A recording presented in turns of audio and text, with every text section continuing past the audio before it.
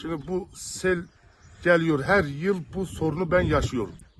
Sel geliyor, ahırıma doluyor. Geçen yıl aynı seli yaşadım. Geldi ahıra, selim doldu. Arpa 20-25 ton arpam gitti. Bir danamı kaybettim. Lütfen yetkililere bu sesimi duyurmak istiyorum. Buna bir çözüm bulun. Kime söyleyeceğim sana? Köyümün muhtarına da söyledim. Bunu bir köylüler de biliyor bu mağduriyetimi. Ama adamlar hiçbir şey yani bir gelişme bir şey yok. Yani burada bir görürsünüz, burada bir kanal var. Bu kanaldan dolayı su gelir, şişir yağmur suyu asfaltın üzerinden direkt kapıya girir. Bu da ahırın içine ve burada kapıya da arpa yığmıştım. Arpamın üzerine yeni biçim olmuştu o zaman. Arpamı sel götürdü zaten. İçeride yeni çöpe bir günlük danam vardı, doğmuştu. O danayı öldürdü.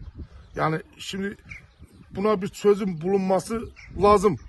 Bunu lütfen sesimi duyurmak istiyorum. Yani buna bir çözüm bulun.